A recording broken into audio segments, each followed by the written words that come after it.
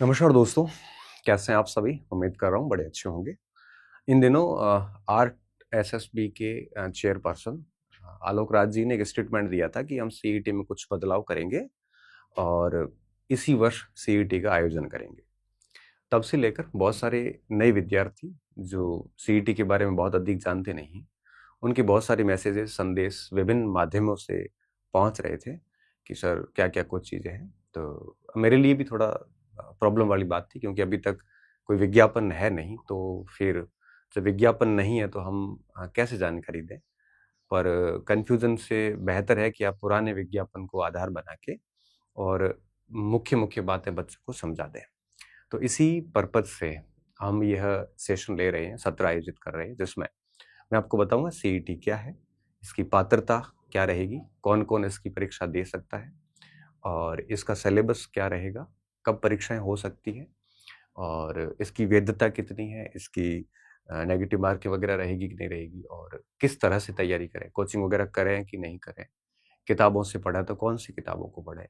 Complete information इसमें मैं देने वाला हूँ। आप अच्छे से इसको सुनना लास्ट तक, तो आपको सारे डाउट्स क्लियर हो जाएँगे डेफ़िनेटली और उसके बाद में जब वापस विज्ञापन आएगा, तो कोई चेंज हुआ तो अपन वापस उसका री-रिकॉर्ड कर लेंगे जुलाई के अंदर। बात को शुरू करना हो कि सबसे पहली बात इसको सीईटी मतलब कॉमन एंड एलिजिबिलिटी टेस्ट कह सकते हो आप, है ना? समान पात्रता परीक्षा कह सकते हो। राजस्थान सरकार ने ये कांसेप्ट लाया था कि जो 3600 ग्रेड पे और उससे नीचे की वैकेंसीज हैं, उनके लिए इन्होंने सीईटी का फॉर्मेट किया था कि जो भी सीईटी पास करेगा, उन सभी विद्यार्थियों को जो सीईटी क्वालिफाई कर पाएगा, उन विद्यार्थियों को ही आप जैसे पुलिस हो गया, एलडीसी हो गया, पटवार, ग्राम सेवक, वो भर्ती परीक्षाएँ केवल वही दे सकते हैं जो सीईटी पास है। तो हमें सीईटी के बारे में सारी जानकारी होनी चाहिए। हम इस पे बात करेंगे योग्यता, आयु, आवेदन, परीक्षा, पाठ्यक्रम, वैधता इन सब चीज़ों पे बात करेंगे। सबसे पहली बात सीईटी की 2 टाइप होती है, एक 10+2 12वीं पास बच्चों के लिए होता है और एक होता है ग्रेजुएशन के लिए, जो स्नातक के फाइनल ईयर में है या स्नातक को पास कर चुके हैं। तो 2 सीईटी के 2 पेपर होते हैं, 12वीं पास भी होता है और ग्रेजुएशन का भी होता है। हाँ, ग्रेजुएशन वाला ये भी दे सकता है, बट 12वीं पास है बट ग्रेजुएशन के फाइनल ईयर में या उसके बाद नहीं है, तो वो केवल ये दे सकता है। अब बात ये है कि पात्रता के जो अंक हैं, इसमें 40% अंक लाने अनिवार्य कर दिए गए हैं। तो 40% मार्क्स चाहिए, हालाँकि आरक्षित वर्ग को नियमानुसार छूट भी होगी आगे। आवेदन ऐसा माना गया है, संभावित है कि जुलाई में आए। एक बार आलोक राज का इंटरव्यू था चेयरपर्सन का और उन्होंने ये डेट्स कुछ बोली थी, महीने कुछ बोले थे उनके। तो ये इंटरव्यू के उनके उसी स्टेटमेंट के बेस पे मैंने लिखा है कि जुलाई में हो सकता है आवेदन शुरू हो जाए और परीक्षा तिथि संभावित दिसंबर 2026 है और 10+2 है तो योग्यता 12वीं पास चाहिए और 18 से लेकर 40 वर्ष की उम्र तक कोई भी ये सीईटी दे सकता है। 12वीं पास होना ज़रूरी है। ये तिथियाँ जो महीने हैं, ये आगे-पीछे हो सकते हैं। ये उनकी इंटरव्यू में बकौल उन्होंने जो बोला, उस हिसाब से हमने लिया है। पर ठीक है, आप सीईटी के लिए अगर देख रहे हो, तो डेफ़िनेटली आपको अभी से तैयारी शुरू कर देनी चाहिए, ताकि आप अभी से इसको एक्टिव मोड पे आएँगे, तो आप सीईटी के बढ़िया सिलेबस को पढ़ोगे, तो आपको दूसरे एग्ज़ाम्स में भी फ़ायदा मिल जाएगा। तो ये तो 10+2 की पात्रता अंक कितने चाहिए अब? 40% चाहिए। अब आजकल तो इसमें नेगेटिव मार्किंग का भी इन्होंने प्रावधान कर लिया है। एक तो बात ये हो गई। दूसरी बात, अगर ग्रेजुएशन की बात करें, तो ग्रेजुएशन में भी 40% चाहिए और कैटेगरी को कुछ छूट भी दी गई है। आवेदन ऐसा माना गया है कि इन्होंने इंटरव्यू में बोला था कि हम जून में शुरू करेंगे। परीक्षा तिथि उन्होंने कहा हम नवंबर में करेंगे। योग्यता स्नातक चाहिए, फाइनल ईयर में जो अपीयरिंग है वो भी इस पे परीक्षा दे सकते हैं। उम्र वही 18 से 40 वर्ष चाहिए। हो सकता है कि ग्रेजुएशन और दोनों परीक्षाएँ साथ में भी करें, बट साथ में जनरली नहीं करते, महीने भर का गैप रखते हैं। तो एक तो बात ये हो गई। अब बात ये आती है कि 10+2 में कौन-कौन सी वैकेंसी शामिल होती है, जिसमें वनपाल है, छात्रावास अधीक्षक है और जितने भी लिपिक है ना? कनिष्ठ सहायक है, लिपिक जितने भी है, एलडीसी, जमादार, कांस्टेबल भी इसमें है बट अभी ऐसा बीच में 1-2 इंटरव्यू में बोला था कि हम कांस्टेबल को सीईटी से बाहर करेंगे। तो करेंगे कि नहीं करेंगे अभी तक ऐसा कोई ऑफिशियल आदेश है नहीं बट अभी तक ये स्थिति है कि कांस्टेबल भी इसके दायरे में है। ये सारे के सारे एलडीसी वगैरह सारे इसमें आ जाते हैं। तो ये सारे वो हैं जो 3600 से ग्रेड पे नीचे के हैं। तो अगर आपको इन परीक्षाओं में भाग्य आज़माना है, तो आपके पास सीईटी होना ज़रूरी है 10+2 वाली सीईटी। अगर अपन कॉलेज वाली सीईटी की बात करें स्नातक के लिए, तो प्लाटून कमांडर, जिलेदार, पटवारी, जूनियर अकाउंटेंट, राजस्व लेखाकार, पर्यवेक्षक, महिला पर्यवेक्षक है, उप जेलर है, पटवारी है, वीडियो है, ये जो वैकेंसी सारी आने वाली है, इन सारी वैकेंसीज के लिए ग्रेजुएशन वाली सीईटी पास होना जरूरी है। और मैं आपको यह सब सलाह दूंगा कि जितने भी बच्चे अध्यापक की तैयारी कर रहे हैं या आरएएस की तैयारी कर रहे हैं, मुझे लगता है सबको सीईटी देना चाहिए, एक ऑप्शन जिंदा हो जाता है। अभी जैसे कई बार मेरे पास स्टूडेंट आते हैं जिनका अध्यापक का पेपर जनवरी वाला ठीक नहीं हुआ, तो मैं पूछता हूँ कि बेटा ग्राम सेवक दे दो, पटवार दे दो, तो सर सीईटी पास नहीं है, मैंने फॉर्म नहीं भरा था। नहीं, फॉर्म भरना चाहिए। परीक्षा सीईटी पात्रता परीक्षा ही तो है, आपको 40% मार्क्स लाने, पात्र होना है, पात्र हो जाओगे तो बाद में क्या, मान लो आप जिसकी परीक्षा की तैयारी कर रहे हो उसमें पास नहीं होते हो, तो उसके सिमिलर सिलेबस की जो परीक्षाएं हैं वो आप एज ए ऑप्शन रख सकते हो, बट वो एज ए ऑप्शन तब रख पाओगे ना जब आपके पास में सीईटी पास है। तो आप सीईटी नहीं दे के गलती कर रहे हैं, आपको फॉर्म भरना चाहिए और उसको 10-15-20 दिन अच्छे से पढ़ के देना चाहिए ताकि आप पास भी हो जाओगे। तो ये सारी वैकेंसी सीईटी कवर करता है ग्रेजुएशन की, और ये सारी वैकेंसी सीईटी कवर करता है आपके 12वीं पास की। उसके बाद बात आती है सिलेबस की। तो सीईटी 10+2 की मैं बात करूं तो ये 2024 के अनुसार है, हालांकि इनका अभी स्टेटमेंट आया था RSSB के मेजर जनरल आलोक राज का कि हम पाठ्यक्रम में मामूली सा बदलाव करेंगे।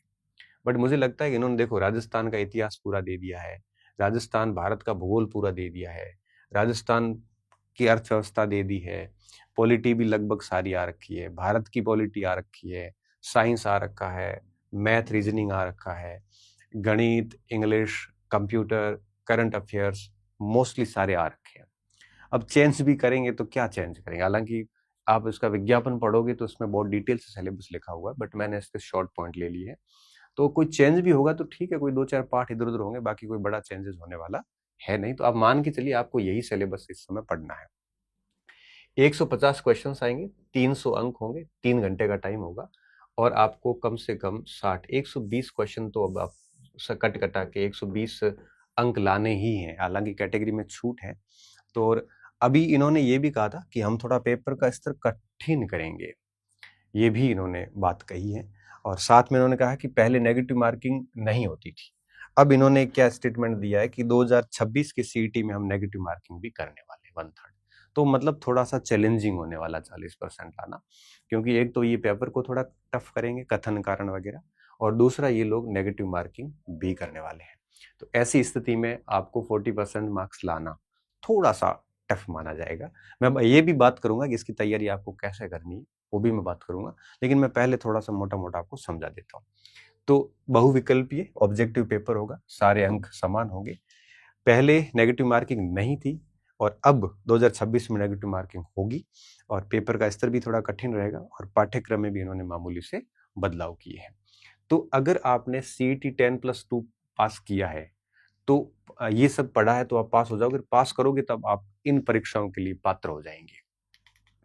अब मैं बात करता हूँ ग्रेजुएशन की। तो ग्रेजुएशन में भी वापस वही हिस्ट्री, पॉलिटी, इकोनॉमी, मतलब जितना कुछ था वो सारा इसमें शामिल कर लिया गया है। अब इतना बड़ा सिलेबस है कि अगर आप इसकी कोचिंग जाओगे ना तो आप कुछ भी हासिल नहीं होगा। इसलिए सीईटी के बारे में जब मुझे कई बार बच्चे कहते हैं सर कौन सी कोचिंग करें, या तो मैं एक ही बात कहता हूँ कि अगर 6 महीने आपके पास रहे हैं, क्योंकि अब मई तो चला गया, जून, जुलाई, अगस्त, सितंबर, अक्टूबर, नवंबर, दिसंबर, 6-7 महीने हैं आपके पास। 6-7 महीने में कोई भी कोचिंग संस्थान ये सिलेबस अच्छे से नहीं करवा सकती। इस सिलेबस को अच्छे से करने में 2 साल का टाइम चाहिए। जैसे आप देखो इंडियन हिस्ट्री, राजस्थान की हिस्ट्री पूरी, कला संस्कृति पूरी, ज्योग्राफी पूरी है, भारत की राजस्थान दोनों की, एक ज्योग्राफी 4 महीने ले लेता है। पॉलिटी पूरी है, राजनीतिक भारत और राजस्थान दोनों की है, इकोनॉमी पूरी है, राजस्थान की इकोनॉमी भी है, साइंस टेक पूरा है, लॉजिकल रीजनिंग है, मेंटल एबिलिटी है, हिंदी है, इंग्लिश है, कंप्यूटर है, करंट अफेयर्स है। अब आप थोड़ा सा न्यूट्रल होकर सोचिए कि एक विषय को तैयार करने में मान लेते हैं कि 1 महीना लगे, हालांकि नहीं होता है। एक विषय तैयार करने में टाइम लगता है कम से कम 3 से 4 महीने। ये विषय है टोटल, मुझे लगता है देखो, इतिहास, भूगोल, पॉलिटी, अर्थव्यवस्था, साइंस, भाषाएं, कंप्यूटर और मानसिक योग्यता और समसामयिक, ये 10 विषय हैं। मतलब अगर आप कोचिंग जाते हैं तो आपको चाहिए कम से कम 20 महीने, तब जाके वो अच्छे से पढ़ा पाएंगे। इसलिए मेरा पहला सुझाव ये है कि आप चाहे सीईटी ग्रेजुएशन की तैयारी कर रहे हो, चाहे सीईटी 10+2 की कर रहे हो, आप सेल्फ स्टडी करना। सेल्फ स्टडी से आप आराम से पास हो जाओगे। कोचिंग में आप धक्के खाते रहोगे, कोर्स पूरा होगा नहीं आपसे, और कर भी लिया तो इतनी जल्दबाजी से किया जाएगा कि आपको लॉस होने वाला है। हाँ, ये है कि अगर आप कहोगे सर मुझे समझ में नहीं आता है, तो आप ऑनलाइन कोई ज्वाइन कर लो, और ऑनलाइन में जैसे आपको कुछ चीज़ें समझ में नहीं आएगी, जैसे आपको कंप्यूटर के टॉपिक समझ में नहीं आई तो वो देख लो, हिस्ट्री आपके समझ में आ रखी है तो वो मत देखो, जैसे आपको कोई इंग्लिश के टॉपिक समझने थे वो देख लिए, हिंदी आपको समझ में आई हुई है नहीं देखो, विज्ञान देखना था वो देख लिए, बाकी वाला जैसे पॉलिटी समझ में आई हुई है तो मत देखो, करंट अफेयर्स है तो वो तो वैसे फ्री मिल जाता है आपको यूट्यूब वगैरह पे। तो मेरा ये मानना है कि आप थोड़ा सा समझदार बनना, अगर आपको क्लासेस वगैरह करनी है तो ऑनलाइन देख लो, और ऑनलाइन में भी सेलेक्टिव जो आपका पोर्शन कमजोर है वो देख लो, सारा देखने की आवश्यकता नहीं है।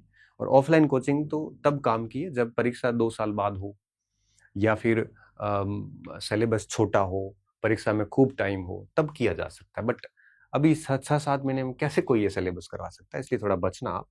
इसमें भी 150 प्रश्न आएंगे, 300 अंकों का होगा, 3 घंटे का टाइमिंग रहेगा, और मामूली सा चेंजेस इसमें भी ये कहा कि इन्होंने करेंगे हम पेपर का लेवल, इन्होंने कहा हम टफ करेंगे थोड़ा सा, और नेगेटिव मार्किंग इस बार करेंगे। तो अब देखो क्या चेंज आया है सीईटी में। पहला चेंज ये आया कि नेगेटिव मार्किंग होगी इस बार। दूसरा चेंज ये आया है कि इस बार पेपर का लेवल थोड़ा सा कठिन करेंगे। तीसरा चेंज इन्होंने ये बताया कि हम थोड़ा सा पाठ्यक्रम में बदलाव करेंगे। तो बदलाव करेंगे तो चीजें ऐड ही करेंगे, हटेगा कुछ नहीं। तो आप तो निश्चिंत होकर इसको पढ़ना शुरू कर दीजिए। और चौथा जो इन्होंने एक और बदलाव दिया है वो दिया है कि अब पात्रता की वैलिडिटी 3 वर्ष हो जाएगी। इससे पहले क्या था, 1 वर्ष का था। इससे पहले इसका स्कोर 1 वर्ष के लिए वैलिड होता था। अब आपने जैसे 26 में परीक्षा पास कर ली सीईटी, तो 27, 28, 29 तक इसकी वैलिडिटी रहेगी। 30 में वापस आप दूसरी परीक्षा दे सकते हो, वापस सीईटी देनी पड़ेगी। तो ये भी अच्छा डिसीजन है कि कम से कम 3 साल तक इसकी वैलिडिटी रहेगी। तो 3 साल की वैलिडिटी रहेगी, ये एक नया डिसीजन है। तो इस सीईटी में कुछ चेंजेस जो है एक्सपेक्टेड है। ये उत्तरदायी व्यक्तियों ने इंटरव्यू में अपने ट्वीट्स के माध्यम से आलोक राज ने बोले हैं, मैंने उसी हिसाब से आपको बताया है। अब तो ये हो गई बात, अब मैंने सीईटी की सारी जानकारी दे दी आपको कि योग्यता वगैरह, पात्रता वगैरह, बाकी कुछ छोटी मोटी चीजें हैं जो आपको भर्ती के साथ ही कवर हो जाएगी, जैसे विज्ञापन आएगा। अब मैं थोड़ा सा पॉइंट आउट करना चाह रहा था कि कौन सी बुक से आप इसकी तैयारी अच्छे से कर सकते हैं। देखिए, बोर्ड का जो आजकल का जो पेपर है, ये पाठ्य सामग्री के बारे में बात कर लेते हैं। पाठ्य सामग्री की मैं बात करूं तो आपको क्या करना है, जैसे इतिहास। अब इतिहास में इन्होंने 10+2 की मैं पहले बात करता हूँ। 10+2 में इन्होंने देखो राजस्थान का इतिहास, कला, संस्कृति, ये कंप्लीट ले लिया है। भारत का इतिहास नहीं है। तो 10+2 में जो राजस्थान का इतिहास और कला संस्कृति है, इसको आपको क्या करना है, 6 to 10 जो आरबीएससी की पुस्तकें हैं, जो अभी वर्तमान में राजस्थान अध्ययन चल रहा है, इसको आप लाइन टू लाइन पढ़िए। क्योंकि पूरे पेपर पिछले ट्रेंड आप देखोगे, चाहे वो आप लैब असिस्टेंट का पेपर देखो, चाहे अध्यापक का देखो, पूरा पेपर हिस्ट्री कल्चर का आरबीएससी की 6 से 10वीं तक की जो किताब है, 6 से 10 क्यों लिख रहा हूँ, क्योंकि 6ठी, 7वीं, 8वीं में इस बार नई किताबें आई है, 9वीं 10वीं से पहले से चल रही है। इन क्लासेस में राजस्थान का भूगोल भी है, तो राजस्थान का इतिहास और राजस्थान का ज्योग्राफी आपको यहीं से मिल जाएगा। बहुत ज्यादा माथा बोड़ी करने की आपको आवश्यकता नहीं है, क्योंकि इसके कारण आप अगर बड़ी किताबें ला के फंस गए ना, तो आप एक पार्ट भी नहीं पढ़ पाओगे। बोर्ड का पेपर है वो सीधा बोर्ड से आता है। तो एक तो ये हो गया। अब देखो, ये इतिहास कल्चर हो गया, भूगोल हो गया, राजस्थान वाला। अब भारत का भी भूगोल उन्होंने कोर्स में लिखा है, और भारत की राज व्यवस्था भी लिखी है। तो देखो, मैं बताऊं भारत का भूगोल कैसे पढ़ सकते हो। भारत के भूगोल के लिए आप कोई भी किताब पढ़ सकते हो। जैसे आप 11वीं क्लास के अंदर एक किताब आती है, भारत का भौतिक पर्यावरण, वो पढ़ सकते हो। और इसके अलावा अगर आपके पास में भारत की कोई भी गाइड है, तो वो आप अपने स्तर पे देख सकते हो। 11वीं में है या शायद 12वीं में है, आप देख लेना एक बार। भारत का भौतिक पर्यावरण एक एनसीईआरटी में किताब चलती है, शायद 11th में मेरे हिसाब से, अभी अगर 12th में कर दी है तो भी नहीं पता। तो भारत का भूगोल यहाँ से हो जाएगा। उसके बाद में है भारत की राज व्यवस्था। तो भारत की जो राज व्यवस्था है, इसको भी आप राजव्यवस्था। राजव्यवस्था के लिए आपने जो भी कोई किताब पढ़ी है, चाहे वो राहुल चौधरी की पढ़ी हो, चाहे वो आपने कोई नाथ वगैरह की, जिसकी भी पढ़ी हो, कोई भी किताब लेके आप इसको देख सकते हो। अब एवरीडे साइंस, दैनिक विज्ञान की किताब आती है, तो दैनिक विज्ञान के लिए एक आधी किताब देख लो, चाहे वो आप लूशण देख सकते हो, या फिर आप दैनिक विज्ञान के लिए 8वीं, 6ठी 7वीं 8वीं की किताब भी आप देख सकते हो। 6ठी 7वीं 8वीं में बहुत बेसिक साइंस है जो बोर्ड अक्सर पूछता आया है। और इसके अलावा करंट अफेयर्स की क्लासेस जो है वो अपने यूट्यूब चैनल पे मैं डाल रहा हूँ, तो आप वहाँ से आराम से देख सकते हो। और हिंदी इंग्लिश के लिए हिंदी, और इसकी हिंदी की तो आपको पता है कि 9वीं से 10वीं जो किताब आती है आपके व्याकरण भाष्य आती है, राजस्थान बोर्ड की किताब आती है, वो देख लो। और इंग्लिश के लिए आप लूसेंट वगैरह देख सकते हो। तो ऐसी 3-4 किताबें ले लो और बोर्ड के ऊपर विशेष ध्यान दो। जो जो सिलेबस का हिस्सा RBSC से मिलता है वो तो वहीं से देख लो, और जो नहीं मिलता उसकी कोई एक आधी गाइड या किताब ले लो और सेल्फ पढ़िए उसको। और फिर कोई लास्ट में कोई टेस्ट सीरीज वगैरह मिलती है तो ज्वाइन कर लेना, ताकि थोड़ी प्रैक्टिस हो जाएगी। तो ये जितने भी 10+2 के स्टूडेंट हैं, और साथ में जैसे किसी ने BSTC कर ली है, अभी L1 की प्रिपरेशन कर रहे हैं, BA नहीं है, तो उन बच्चों को भी ये देना चाहिए। उनके वैसे भी देखो हिस्ट्री भूगोल ये तो वो तैयारी कर ही रहे होते हैं, तो उनका ये ठीक होता है। वो लोग हिंदी इंग्लिश भी पढ़ रहे होते हैं, कंप्यूटर भी पढ़ रहे होते हैं, करंट भी पढ़ रहे होते हैं, रीजनिंग वगैरह भी पढ़ रहे होते हैं, तो ये मोटा मोटा विज्ञान भी पढ़ रहे होते हैं, सारा कुछ पढ़ रहे होते हैं। राजस्थान की जैसे अर्थव्यवस्था है, तो राजस्थान की अर्थव्यवस्था के लिए आप आर्थिक समीक्षा देख सकते हो, तो इसका ब्रीफ मार्केट में खूब सारे आते हैं। तो कुल मिला के 3-4 किताबों को अच्छे से अगर पढ़ते हो आप, तो आसानी से हो जाएगा। आप किसी भी परीक्षा की तैयारी कर रहे हो, अगर आप कॉलेज वगैरह में पढ़ रहे हो, तो आपको एग्जाम देना चाहिए, क्योंकि इस एग्जाम को, इस सिलेबस को तैयार कर लोगे तो क्या होगा, ये तो पास होगा ही होगा, साथ में आप आगे ये परीक्षाएं भी जैसे आने वाली है, पटवारी, ग्राम सेवक वगैरह, तो इन परीक्षाओं को जब आप दोगे तो ये परीक्षाएं भी आपको, ये सिलेबस उन परीक्षाओं में भी आपको मदद करेगा। तो कोशिश करना सेल्फ स्टडी से करो। अब मैं अगर बात करूं ग्रेजुएशन में, तो ग्रेजुएशन में मोटा मोटा तो सेम है, थोड़ा सा अलग है। जैसे भारतीय राष्ट्रीय आंदोलन थोड़ा अलग है, तो राष्ट्रीय आंदोलन अगर अलग है तो आपको इसके लिए अलग कौन सी किताब पढ़नी है, इसके लिए आप 12वीं क्लास की जो NCERT आती है उसका भाग 3 पूरा इस पे ही है, तो उसको अलग से देख लो। और बाकी सारी सारी चीजें जो है वो सेम सेम है। तो हर एक पार्ट की मैंने आपको बात बता दी। जैसे इंडियन हिस्ट्री है स्नातक के लिए, तो आप 12वीं का 3rd पार्ट देख लो। राजस्थान इतिहास, संस्कृति, भूगोल, पॉलिटी, इसके लिए 6ठी से लेकर 10वीं तक की किताबें बढ़िया देख लो। इसके अलावा कंप्यूटर वगैरह, इनकी एक एक किताब मार्केट में खूब आती है। हिंदी की किताब आपको पता है, मैंने बता दी, व्याकरण भाषा देख सकते हो। अब आप इन 5-7 सवालों के लिए राघव प्रकाश लाके, अगर आपने पहले कभी नहीं पढ़ी, पहली बार पढ़ रहे हो, तो थोड़ा ज्यादा हो जाएगा। आप नॉर्मल करके भी पास कर सकते हो। और भारतीय अर्थव्यवस्था, जैसे अब भारतीय अर्थव्यवस्था, मुझे पता है कि इतने अधिक प्रश्न नहीं आने, तो जब जहाँ पे 5-4 सवाल आए और बहुत बड़ा चैप्टर हो तो उसको छोड़ भी सकते हो आप। तो ऐसे इसकी प्लानिंग के साथ काम करोगे तो आप आराम से इसको 2-3 महीने में पास कर सकते हो। तो मुझे लगता है कि जैसे कोई बच्चा अध्यापक की तैयारी कर रहा है, तो उसको साथ में CET को जो जो सिलेबस अलग है, तो वो 1-2 घंटे उसको दे के उसको सीरियस लेना चाहिए उसको। अगर कोई स्टूडेंट दूसरी किसी वैकेंसी में, जैसे पटवारी ग्राम सेवक के लिए प्रिपेयर कर रहा है, तो उसको तो वैसे ही इसका पढ़ना ही पड़ेगा, सारा कुछ कॉमन है। अध्यापक की तैयारी करने वाले बच्चों को भी इस और एक बार देखना चाहिए, ताकि एक ऑप्शन जिंदा रहता है। क्योंकि कई लोग कहते हैं कि ऑप्शन नहीं रखने चाहिए जीवन में, बट मैं मानता हूँ कि ऑप्शन होना चाहिए।